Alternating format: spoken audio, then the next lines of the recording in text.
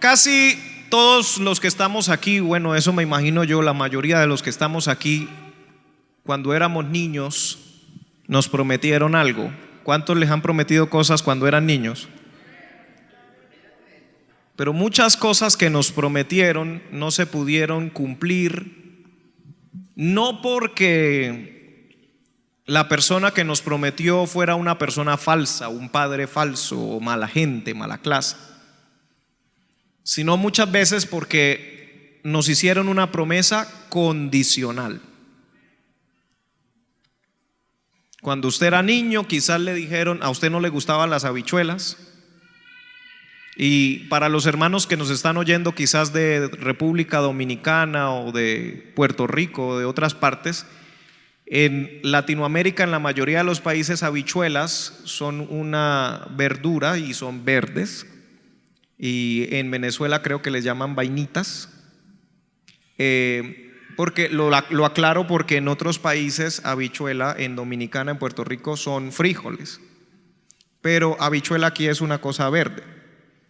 Y quizás a usted no le gustaban las habichuelas, pero usted estaba en el almuerzo y sus padres le dijeron: cómase las habichuelas, y si usted se las come, a las 4 de la tarde lo llevamos a comer helados.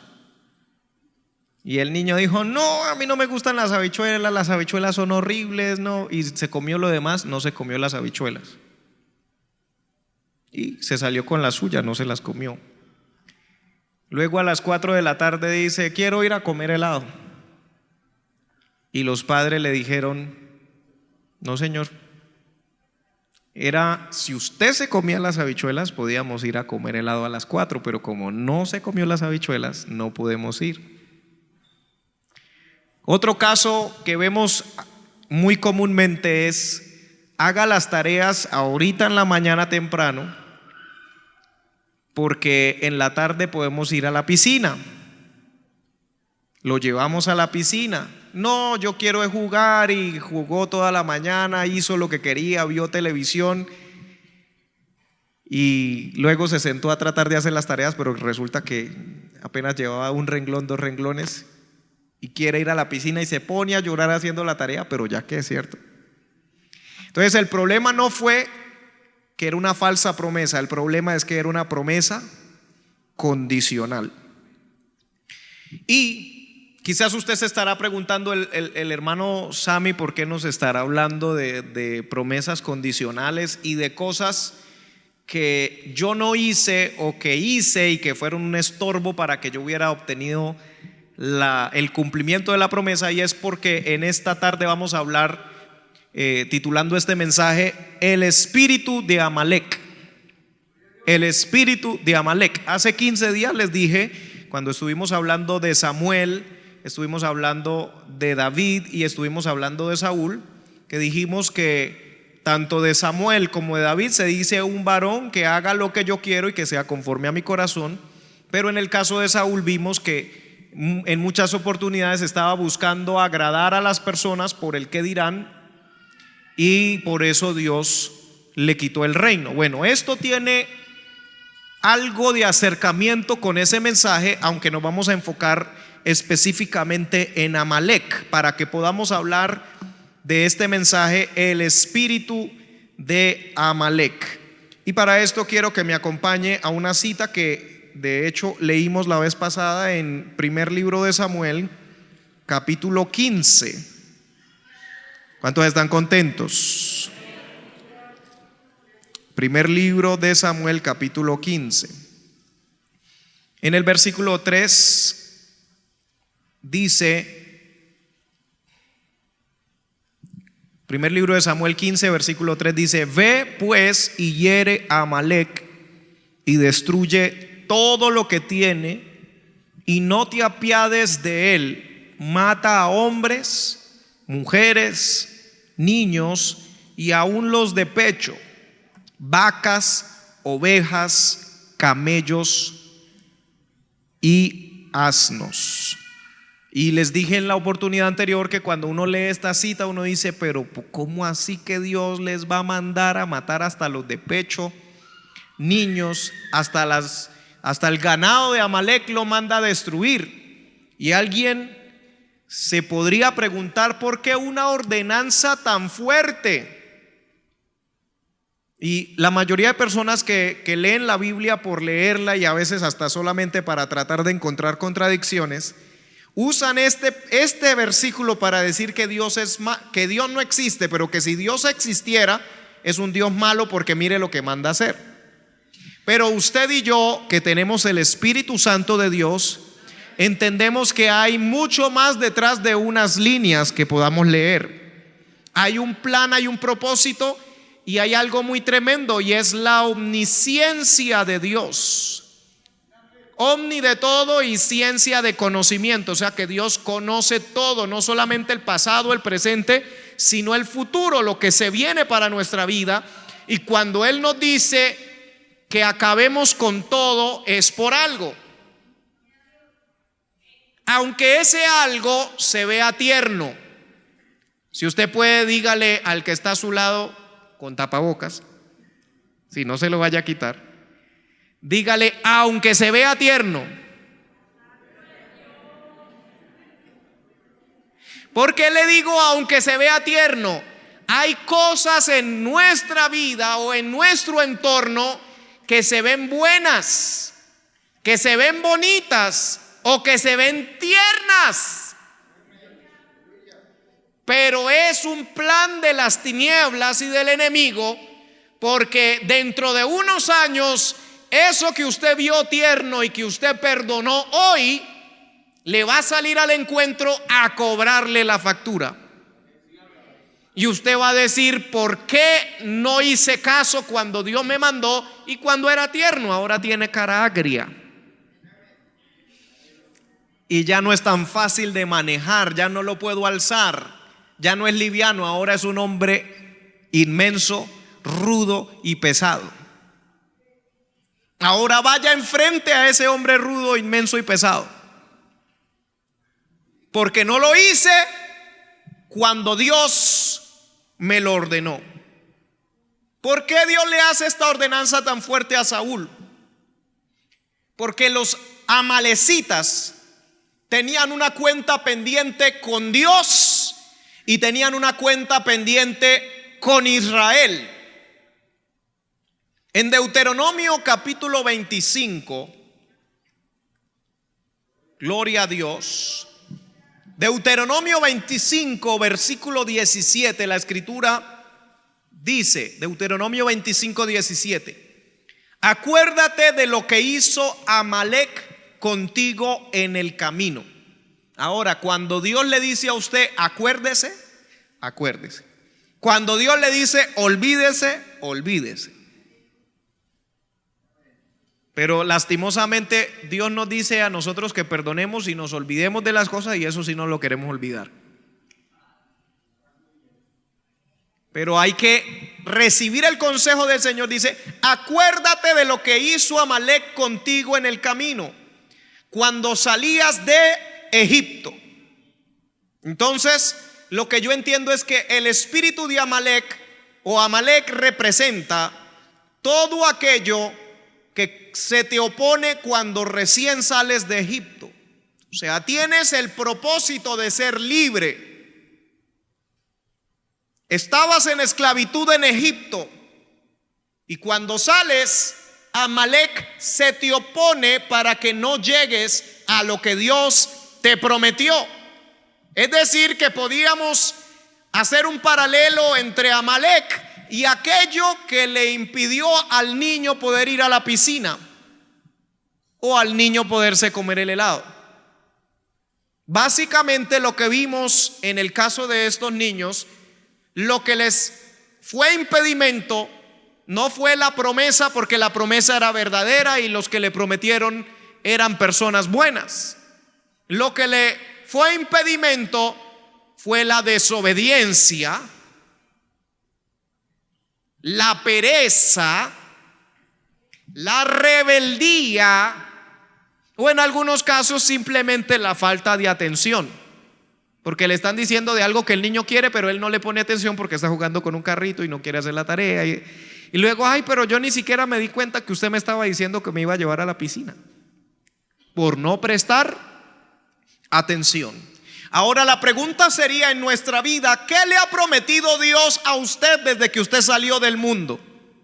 Desde que fue rescatado de esa esclavitud en Egipto, ¿qué le prometió Dios a su vida?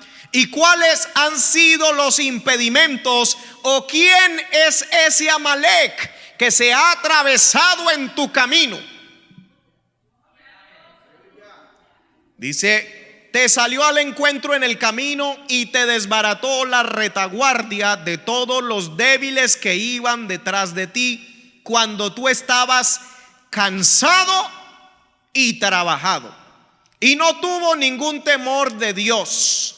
Por tanto, cuando Jehová tu Dios te dé descanso de todos tus enemigos alrededor, en la tierra que Jehová tu Dios te da por heredad para que la poseas, borrarás la memoria de Amalek de debajo del cielo. Y Dios le dice: no lo olvides. Recalca. Al inicio dice acuérdate, al final le dice no lo olvides. Es decir, que el mandato que Dios le estaba dando a Saúl de ir y exterminar a los amalecitas no había empezado o iniciado en Saúl o en la época de Saúl. Había iniciado desde que ellos habían salido de la tierra de Egipto, de la esclavitud. Amalek es el primer enemigo que le salió en el encuentro a Israel cuando salió de Egipto. El primer enemigo. 2. Amalek vive en el desierto y está comprometido con no dejar pasar a las personas a la tierra prometida. ¿Cuántos recuerdan el día que decidieron entregarle su vida al Señor? Algunos de ustedes, cuando le entregaron su vida al Señor, su familiar era cristiano, su papá, sus amigos eran cristianos. Pero hay otros que cuando le entregaron su vida al Señor, llegaron contentos a la casa ese día corriendo: mamá, papá, quiero contarles algo. Estuve en una reunión, en un culto, cantaron bonito, predicaron y yo sentí algo extraño, lloré, yo sabía que Dios me estaba hablando y le entregué mi vida a Cristo. Y se quedaron mirando. ¿Usted qué le pasó? ¿Cuánto tiempo que le hemos enseñado que no se deje embaucar, que no se deje engañar? A mucha gente le pasó eso. Fue lo primero cuando salieron de Egipto. Y a otros les pasó que le entregaron su vida a Cristo y empezaron a tener problemas. Y empezaron a pensar: pero ¿cómo así? A mí me dijeron: venga a Cristo, que Jesucristo es la solución. Y yo lo que siento es un montón de problemas. O sea, me entregué a Cristo y me empezaron a acosar en el trabajo. Mis compañeros se burlan, en la universidad me dicen esto, estoy teniendo ataques, luchas, nerviosismo, estrés, etcétera. Porque es que cuando usted se le escapa de las garras al enemigo, hablando de que usted sale de Egipto, no es que el diablo dice: ay, ya se me fue, qué lástima, yo que lo quería llevar al infierno. Algunos pensamos que el diablo, no. El diablo dice: no pude con el ejército egipcio, pues me lo voy a encontrar en el desierto con Amalek. ¿Cuántos alaban a Dios?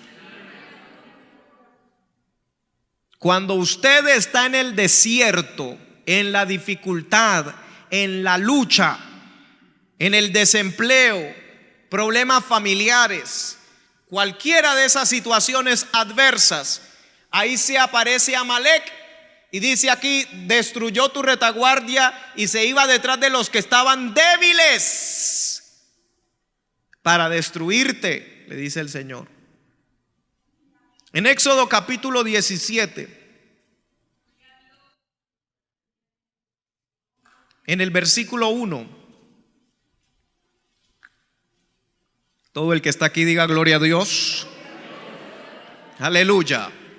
Éxodo 17, versículo 1 dice: toda la congregación de los hijos de Israel partió del desierto de Sin por sus jornadas, conforme al mandamiento de Jehová, y acamparon en Refidim. Y no había agua para que el pueblo bebiese. Ahora, me llama la atención que el pueblo acampa en Refidim, y cuando llegan a Refidim ya cruzaron el Mar Rojo, ya se escaparon de los egipcios, ya Dios los libró. Cuando cruzan y están al otro lado y llegan a Refidim, no había agua para beber. Ahora, a mí me llama mucho la atención que Refidim significa descanso. ¿Qué lógica tiene que usted llegue a donde se supone que hay descanso y no haya agua? ¿Qué lógica tiene que usted salga de la esclavitud y usted sienta que se va a morir de sed? ¿Cierto que parece que no hay sentido? Pero en el versículo 5 dice: y Jehová dijo a Moisés: pasa delante del pueblo y toma contigo de los ancianos de Israel, y toma también en tu mano tu vara con que golpeaste el río, y ve. He aquí que yo estaré delante de ti allí sobre la peña en Horeb, y golpearás la peña y saldrán de ella aguas, y beberá el pueblo. Y Moisés lo hizo así en presencia de los ancianos de Israel, y llamó el nombre de aquel lugar Masa y Meriba, por la rencilla de los hijos de Israel, y porque tentaron a Jehová diciendo: ¿está pues Jehová entre nosotros o no?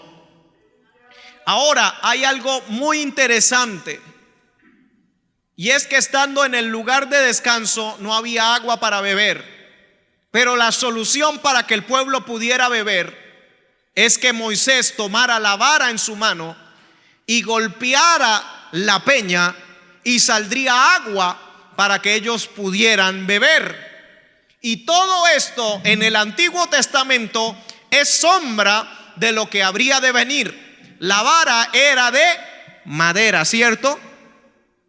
Y la peña representa ¿a quién?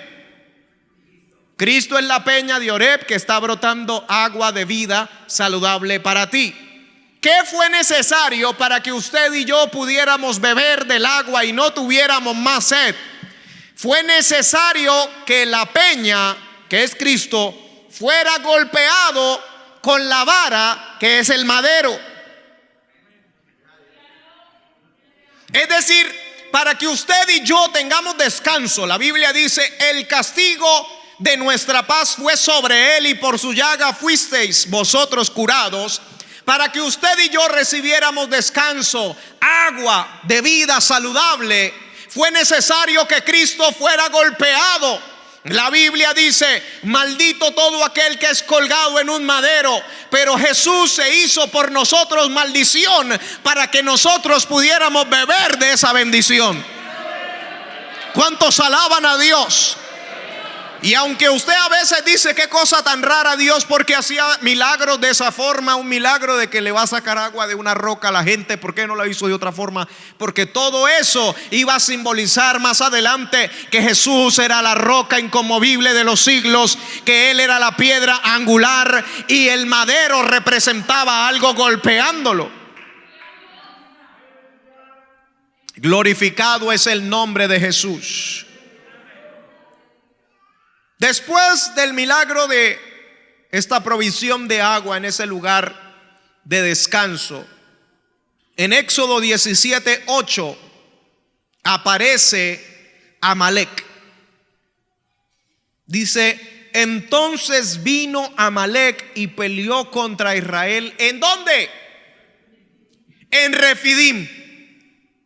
Otra vez no tiene lógica. ¿Cómo así que en el lugar que se llama descanso se me aparece Amalek? Porque en medio del desierto, de los problemas, de la dificultad, cuando Dios viene a proveerme consuelo, bebida espiritual, una intervención sobrenatural, no crea que el enemigo se queda contento. No crea que cuando usted se mete en ayuno, en oración, en vigilia, a buscar a Dios, a leer la Biblia, a estudiar cronológicamente, a aprender más de las escrituras, no crea que por eso el enemigo no se le va a venir de frente, lanza en ristre contra su vida. No, el enemigo dice: tengo que acabarlo ahora, no sea que aprenda más. no sea que se meta más con Dios, no sea que evangelice más, no sea que gane a alguien más para Cristo. Tengo que atacarlo ahora. Hace poco era un esclavo en Egipto. ¿Cómo puede ser posible que ahora se vaya a volver un evangelista? ¿Cómo es posible que ese que antes era drogadicto, homosexual, borracho, adúltero, se vaya a convertir en un predicador de la palabra y me vaya a arrastrar más gente y me la saque del reino de las tinieblas y lo vaya a pasar al reino de la luz? No, yo tengo que hacer algo, dice Satanás. Y ahí es cuando se aparece Amalek. Ahí es cuando se aparece la oposición. Ahí es cuando en medio de la dificultad, en medio de la lucha que estamos llevando espiritual, viene a atacarnos por lo débil. Porque ahí dice, los que iban atrás, los débiles. Y el enemigo conoce que usted y yo tenemos áreas débiles. Hay hermanos aquí que en su vida pasada se tomaban todo el salario. Ya no. Hay otros que eran mujeriegos. Hay mujeres que eran promiscuas. Hay personas que eran mentirosos por deporte. Decían, hoy a quién le diré una mentira. Me tengo que inventar una.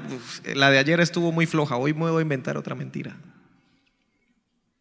Toda clase de pecados. Y el enemigo sabe dónde usted estaba acostumbrado a moverse, quién eran sus amigos, quiénes eran sus compañeros, y viene a atacarlo por aquello que usted tenga débil, aquello que usted algún día probó, aquello que algún día usted dijo, esto me encanta, aunque hoy en día usted diga, ya en Cristo soy nueva criatura. Amalek viene a atacarte la parte débil de tu vida.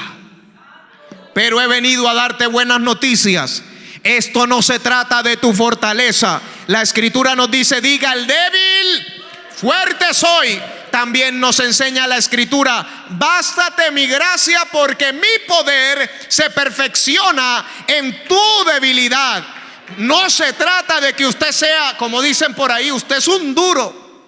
Lo vinieron a tentar y usted sí aguantó. No, no es que sea un duro como dice la gente. Es la misericordia de Dios. Es la gracia de Dios la que nos sostiene. Aleluya.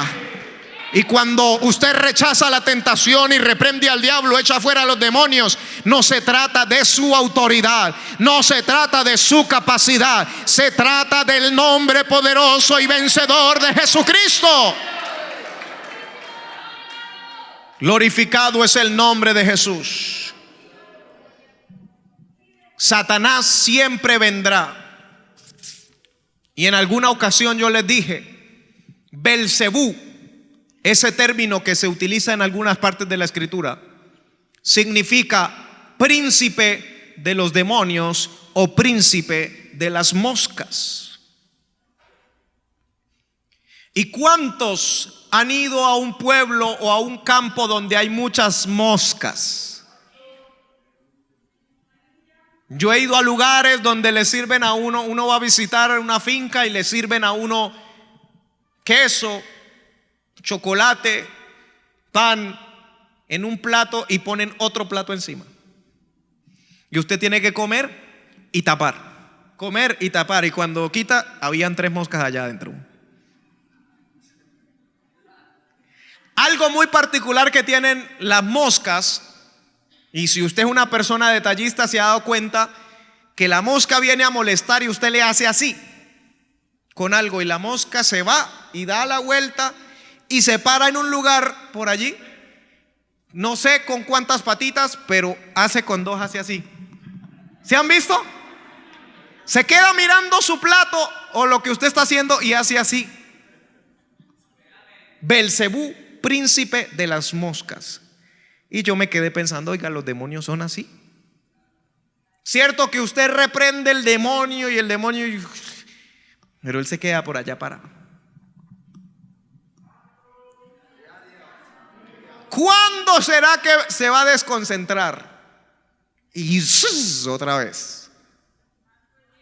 ¿Cierto? Pero he venido en esta tarde a decirle, mi querido hermano, mi querida hermana, hay que declararle la guerra a Amalek. Hay que pelear contra Amalek. Y en la Biblia nos habla en Éxodo 17:9. Y dijo Moisés a Josué: escógenos varones y sal a pelear contra Amalek. Mañana yo estaré sobre la cumbre del collado y la vara de Dios en mi mano. Esto nos habla de autoridad.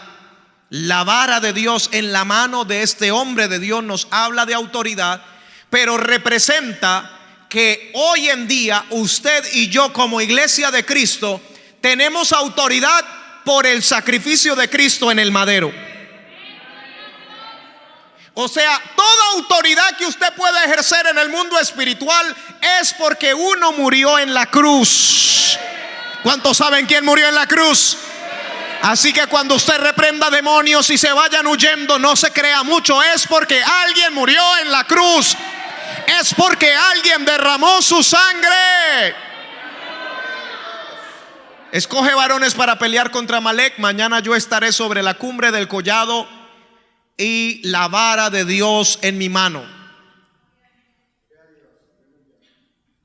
En el versículo 10 encontramos a Moisés, a su hermano Aarón y a un amigo de ellos que suben a la cima de la montaña.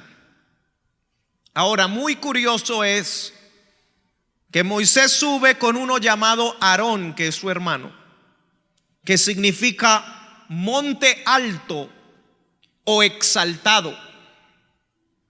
Y esto de subir con Aarón, que significa monte alto o exaltado, simboliza estar cerca de Dios, o nos habla a nosotros de la comunión. Cuando yo le digo subamos al monte, usted me entiende en términos espirituales que estamos hablando de acercarnos al Dios Altísimo. Entonces Moisés sube con Aarón. Usted y yo tenemos que subir con la comunión, con la cercanía a Dios. Pero también sube con Hur, H-U-R, que es blanco puro o libertad. Y esto representa el acceso que tenemos a Dios a través de la pureza y santidad, no suya, no mía, sino de aquel que fue tentado en todo, pero sin pecado. Y Él murió, derramó su sangre por mí para que yo tenga acceso al Padre. Cuando yo me presento al Padre, el Padre me ve justo, no por mi justicia, porque nuestras justicias son como trapos de inmundicia delante del Señor, pero la justicia de aquel que no falló en nada, que es Cristo Jesús, es vista sobre mí. Cuando el Padre me va a mirar a mí, debería ver mis fallas, pero ve como Cristo cubre mis faltas. Es por los méritos de Jesús. En el versículo 11 y 12 de ese mismo capítulo nos muestra la intercesión. Porque mientras los hombres fueron a batallar allá con espadas, Moisés, Aarón y Hur suben para que lo que están haciendo físicamente tenga un respaldo espiritual. Glorificado es el nombre del Señor. Pero aparte de que ellos interceden y se ve el obrar milagroso de Dios a favor de su pueblo, también Dios nos deja ver que Moisés tenía las manos levantadas y el pueblo de Dios prevalecía contra Amalek. O sea, cuando había intercesión del liderazgo, el pueblo iba en victoria. Pero luego la Biblia nos muestra la humanidad de Moisés, que Moisés con todo y la unción, Moisés se cansaba. Porque aunque usted sea un hombre de Dios, usted también se cansa. Aunque usted sea una mujer de Dios, usted también se cansa. Dice el versículo 11: y sucedía que cuando alzaba Moisés su mano, Israel prevalecía, mas cuando él bajaba su mano, prevalecía Amalek. y las manos de Moisés se cansaban, por lo que tomaron una piedra y la pusieron debajo de él y se sentó sobre ella. Y Aarón y Hur sostenían sus manos. Es decir, la comunión y la pureza y la santidad de Cristo eran las que lo sostenían. ¿Cuántos glorifican al Señor? El uno de un lado y el otro del otro lado. Así hubo en sus manos firmeza hasta que se puso el sol. Ahora, la clave para poder vencer a pesar de la humanidad de Moisés contra Amalek fue sentarse sobre la roca. Usted dirá, hermano, pero todo el mensaje me va a decir que es Jesús, que es Cristo, que en todas partes aparece Jesús. Sí, o si no, entonces ¿para qué somos cristianos? Somos seguidores de Jesús. Y en todas partes de la escritura vamos a encontrar a Jesús. Es más, Jesús es el Logos de Dios. Él es la palabra de Dios. Jesús es el verbo que se hizo carne. Alabanzas al Rey de la Gloria. La piedra donde se sienta Él representa a Cristo.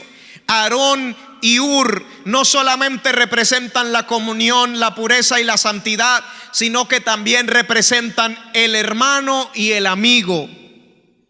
Y esto para los líderes.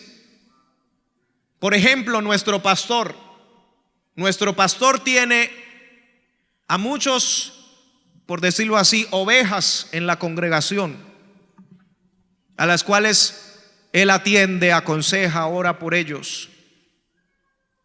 Pero yo estoy seguro que como pastor, él a veces quisiera que haya una persona que no solamente sea una oveja de la iglesia, sino que pudiera ser su hermano y su amigo. Lo mismo nos sucede a cualquiera de nosotros que estemos en algún liderazgo, en algún departamento. Usted puede tener ayudantes en su departamento, gente que usted le dice, hermano, hagamos las cosas así y asá, y le van a decir amén. Pero casi siempre usted va a tener un amigo al cual usted le comenta las cosas, no para que tomen una decisión administrativa, sino porque usted necesita al hermano y al amigo. En esta lucha espiritual, en esta batalla que tenemos en contra de las tinieblas, contra Amalek, no solamente se trata de sacar la espada en el campo de batalla, no solamente se trata de tener gente ungida y líderes ungidos, también se trata de practicar lo que dice la Biblia, de tener amor los unos por los otros, de orar los hermanos en Cristo y de tener comunión, hermandad y amistad en medio del pueblo de Dios. Porque si nos creemos demasiado ungidos, tanto así que no hay unidad, la Biblia y Jesús mismo dice, una casa dividida contra sí misma no prosperará. Glorificado es el nombre de Jesús. Versículo 13 dice, Josué deshizo a Amalek y a su pueblo a filo de espada. Y Jehová dijo a Moisés, escribe esto para memoria en un libro. Y di a Josué que raeré del todo la memoria de Amalek de debajo del cielo. Y Moisés edificó un altar y llamó su nombre Jehová Nisi. Y dijo, por cuanto la mano de Amalek se levantó contra el trono de Jehová. ¿Sí ve? Ahora sí entiende, vamos entendiendo por qué Dios le había mandado a Saúl, destrúyelos completamente. Porque Amalek no solamente se metió con el pueblo de Dios, Amalek se levantó contra el trono de Jehová. ¿Y quién puede sobrevivir? ¿Quién puede resistir si se enfrenta contra el trono de Jehová? Jehová tendrá guerra con Amalek de generación en generación. Ahora me llama la atención que él pone por nombre Jehová Nisi, que significa Dios es mi estandarte o Dios es mi bandera. En Isaías 59:19 dice, y temerán desde el occidente el nombre de Jehová, y desde el nacimiento del sol su gloria, porque vendrá el enemigo como río, mas el Espíritu de Jehová levantará bandera contra él. En Isaías 11 versículo 10 dice: acontecerá en aquel tiempo. Y acuérdese que Isaías es el profeta mesiánico, el que más habló profecías de un futuro Mesías. En aquel tiempo que la raíz de Isaí, la cual estará puesta por pendón a los pueblos, en otra versión dice será puesta por estandarte o por bandera a los pueblos, será buscada por las gentes y su habitación será gloriosa. Ahora, si yo le pregunto, de la raíz de Isaí, ¿quién es el que va a ser levantado y puesto como bandera? ¿Quién? ¿Quién fue levantado y puesto como bandera? Cristo Jesús. Entonces, cuando Moisés tuvo la victoria contra Amalec y que Josué peleó y tuvieron victoria, el altar que Moisés levanta le pone por nombre Jehová Nisi, o sea, Jehová mi bandera o mi estandarte. Y le estoy preguntando, ¿quién es esa bandera que ha sido levantada para que desde el occidente teman el nombre de Jehová, y desde el nacimiento del sol su gloria? ¿Y quién es aquel que es la raíz de David? ¿Cómo le decían a Jesús? Jesús, ¿hijo de quién? David era hijo de quién? De Isaí. Entonces, el espíritu de Amalec nunca será derrotado por nuestra propia fuerza. Y cada vez que usted derrote, que usted venza, que usted pueda triunfar sobre un vicio, una atadura, una tentación, que quizás usted se sorprenda y diga: si eso hubiera sido hace 5 años yo no lo habría soportado, pero gloria a Dios que hoy sí lo puedo soportar. Acuérdese que es por causa del Señor. Levante un altar y diga: Jehová es mi bandera, Jehová es mi estandarte, es Jesús el que fue levantado en la cruz, y por eso es que yo estoy de pie hoy. Entonces, ya no quiero hablar demasiado, solo quiero llegar a una conclusión, dándonos cuenta, mi hermano, por qué Dios le dijo a Saúl: acaba con todos los amalecitas. Y por él no haber obedecido, Dios le dijo que él había sido desechado y el reino rasgado. Porque muchas veces cuando leemos la historia de Saúl y vemos que Saúl no hizo caso en todo, sino que mataron a la mayoría de gente, pero por ejemplo al rey, ¿cómo se llamaba ese rey? Agag. Dice, al rey Agag no lo mataron, sino que lo dejaron vivo y lo usaron como trofeo. O sea, Saúl quería mostrarle a los demás: mire, yo vencí a los amalecitas, mire, ahí traigo el rey. Pero Dios le había dicho: mátalo. Dios no le había dicho: déjalo vivo como trofeo. Entonces, uno a veces cuando lee esa historia uno dice: pero Dios tan severo, qué terrible. O sea, le cortó el reino, es rasgado el reino, y Saúl es desechado simplemente porque un día se equivocó un poquito, dice alguna gente. Pero cuando ya estudiamos todo este trasfondo, ¿quién es Amalec? ¿Desde cuándo se enfrentaron a los israelitas? ¿Qué daño le hicieron a los israelitas? Empezamos a entender por qué Dios quería que acabaran aún con lo más tierno de Amalec. El problema es que cuando llega Saúl no cumple, no hace caso. Y vemos a través de la escritura un montón de problemas que le quedan a Israel por Saúl no haber hecho caso cuando Dios le mandó. Porque déjeme decirle, mi querido hermano, que Dios nos manda a hacer algo. Nosotros no obedecemos al Señor y parece a veces que no pasó nada.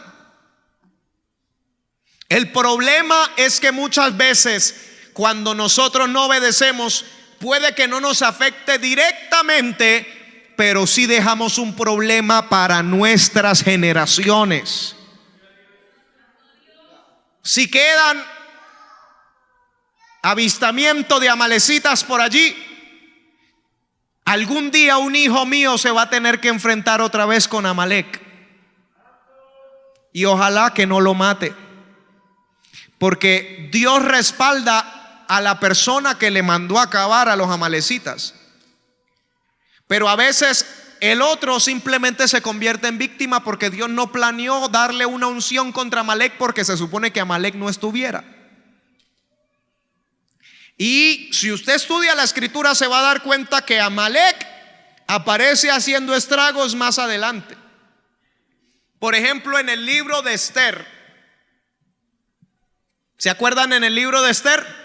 ¿Cómo se llamaba el hombre que odiaba a los judíos y que quería hacer colgar a Mardoqueo y que quería hacer destruir a todos los judíos? Amán.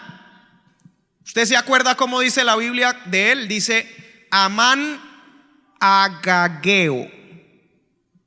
¿Se acuerdan? Amán Agageo. ¿Cómo se llamaba el rey que Saúl no quería matar? ¿Cómo? Agag. Amán era amalecita. Ahora entendemos por qué Dios le está mandando a Acabe con todos los amalecitas. Porque yo sé que si ustedes no los acaban ahora, les van a dar lidia más adelante, cuando estén en el cautiverio en otra parte, con otros reyes, con otro imperio, y va a aparecer una amalecita otra vez. Mire, hermano, esto de no obedecer al Señor, y en el caso de los amalecitas y el espíritu de Amalek, es tan terrible que aunque los amalecitas no mataron a Saúl, una amalecita se atribuyó la muerte de Saúl.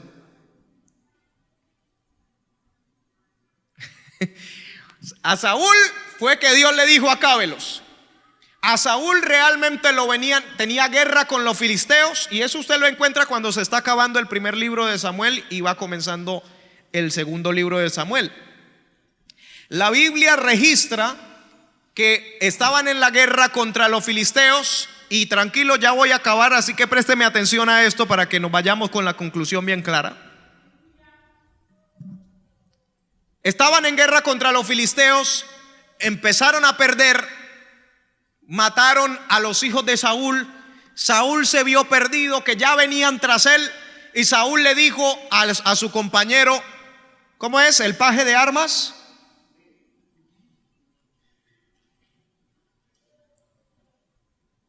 Al escudero, Saúl a su escudero, en el capítulo 31 del primer libro de Samuel, en el versículo 4. Saúl le dijo a su escudero: saca tu espada y traspásame con ella, para que no vengan estos incircuncisos filisteos y me traspasen y me escarnezcan. Mas su escudero no quería, porque tenía gran temor. Entonces tomó Saúl su propia espada y se echó sobre ella. Y viendo su escudero a Saúl muerto, él también se echó sobre su espada y murió con él. Entonces la pregunta es: ¿cómo murió Saúl? ¿Cuál es la palabra que utilizaríamos hoy? Suicidio. Él fue el que se mató. Obviamente se mató por presión. O sea, él dijo: yo prefiero matarme a que vengan estos y no solo me maten, sino que me escarnezcan. O sea, se burlen de mí, me empiecen a torturar, me den una muerte lenta. El escudero no lo quiso matar, él mismo se echó sobre su espada. Entonces, ¿quiénes fueron los que lo mataron? Los filisteos. Luego llegaron los filisteos, dice que agarraron su cuerpo, le cortaron la cabeza, repartieron su cuerpo por allá en otras provincias. Unos de Israel se enteraron, fueron y rescataron el cuerpo. Pero la Biblia dice en el capítulo 1 en el segundo libro de Samuel,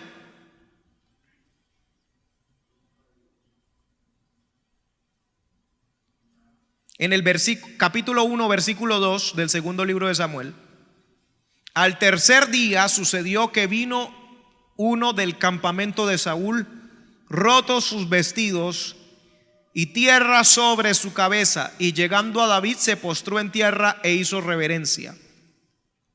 Y le preguntó David: ¿de dónde vienes? Y él respondió: me he escapado del campamento de Israel. David le dijo: ¿qué ha acontecido? Te ruego que me lo digas. Y él respondió: el pueblo huyó de la batalla y también muchos del pueblo cayeron y son muertos. También Saúl y Jonatán su hijo murieron. Dijo David a aquel joven que le daba las nuevas, o sea, las noticias: ¿cómo sabes que ha muerto Saúl y Jonatán su hijo? El joven que le daba las nuevas respondió: casualmente vine al monte de Gilboa y hallé a Saúl que se apoyaba sobre su lanza, y venían tras él carros y gente de a caballo. Y mirando él hacia atrás me vio y me llamó, y yo dije: heme aquí. Y me preguntó: ¿quién eres tú? Y yo le respondí: ¿qué cosa? Soy amalecita. Él me volvió a decir: te ruego que te pongas sobre mí y me mates, porque se ha apoderado de mí la angustia, pues mi vida está aún toda en mí. Yo entonces me puse sobre él y le maté, porque sabía que no podía vivir después de su caída. Y tomé la corona que tenía en su cabeza y la argolla que traía en su brazo, y las he traído acá a mi señor. Entonces David, haciendo de sus vestidos, los rasgó, y lo mismo hicieron los hombres que estaban con él. Y lloraron y lamentaron y ayunaron hasta la noche por Saúl y por Jonatán su hijo, por el pueblo de Jehová y por la casa de Israel, porque habían caído a filo de espada. Y David dijo a aquel joven que le había traído las nuevas: ¿de dónde eres tú? Y él respondió: yo soy hijo de un extranjero amalecita. Y le dijo David: ¿cómo no tuviste temor de extender tu mano para matar al ungido de Jehová? Entonces llamó David a uno de sus hombres y le dijo: ve y mátalo. Y él lo hirió y murió. Y David le dijo: tu sangre sea sobre tu cabeza, pues tu misma boca atestiguó contra ti diciendo: yo maté al ungido de Jehová. Ahora la pregunta que le quiero hacer es: ¿eso que dijo el amalecita era verdad? ¿Sí o no? Eran mentiras, porque la Biblia ya nos había dicho cómo es que había muerto Saúl de verdad. ¿Cómo murió? Suicidio.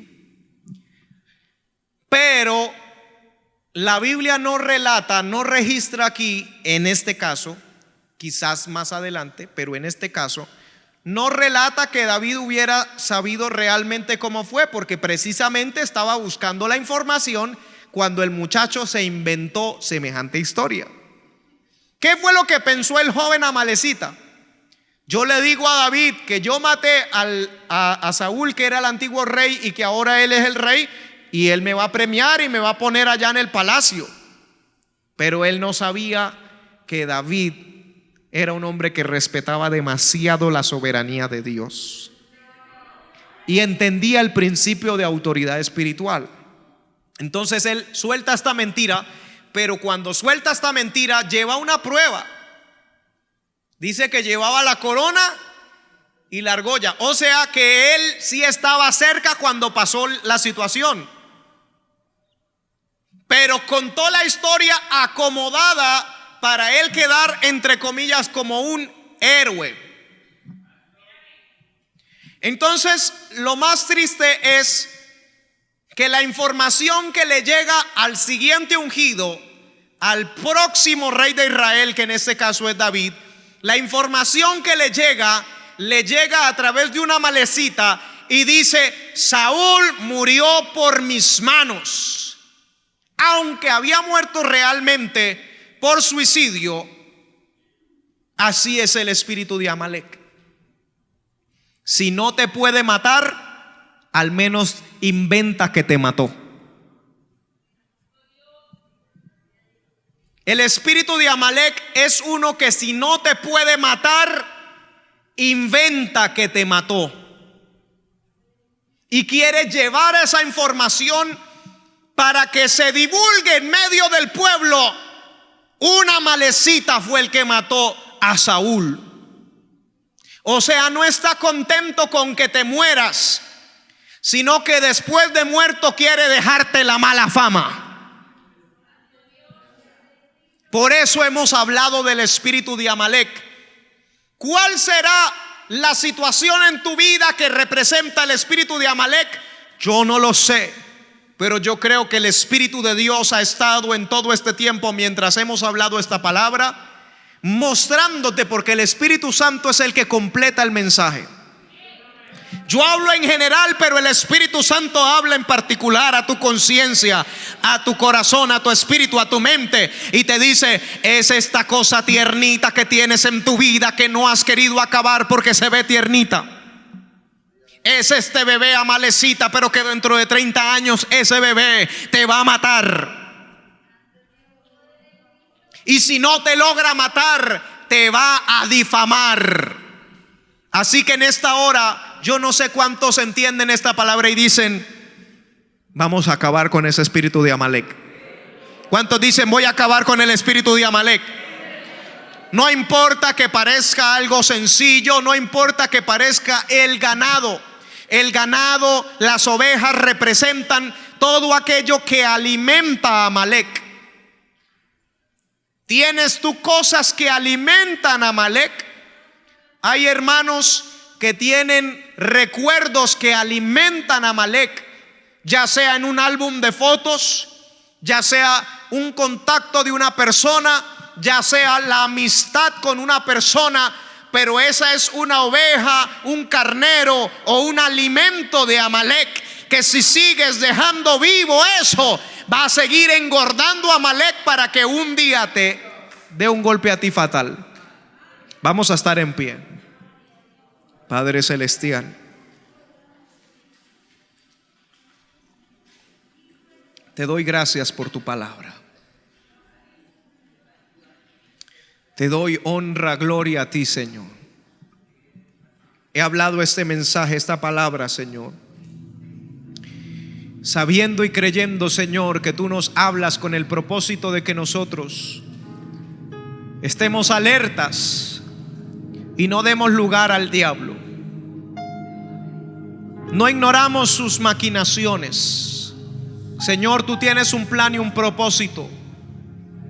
Yo sé que aquí hay personas, Señor, que tú les hablaste, pero así como ese niño al cual le prometieron ir a piscina, o a ese niño al cual le prometieron comerse un helado, si obedecía, si cumplía con unos propósitos o planes originales, si no era rebelde, si prestaba atención a la condición, de la misma manera tú has hablado aquí a muchos y nos has dicho tu plan, tu propósito con nuestra vida, con cada uno de nosotros. Y quizás hemos estado quejándonos, Señor, porque no he visto, porque no se ha cumplido, Señor, porque no he llegado, Señor, porque la victoria aún no es total. Pero en esta hora tú nos has hablado y nos has mostrado, Señor, que tenemos que acabar con todo aquello que alimenta a Amalek, con todo lo tierno de Amalek, con todo lo fino de Amalek, con todo lo de la realeza de Amalek. En el nombre precioso de Jesús, reprendo todo espíritu de Amalek en esta hora. Reprendo toda tentación, reprendo toda obra de las tinieblas. Renunciamos en esta hora a todo lo vergonzoso, renunciamos a todo lo oculto, renunciamos a todo pensamiento. Los sometemos ahora a la obediencia de Cristo en el nombre de Jesús de Nazaret.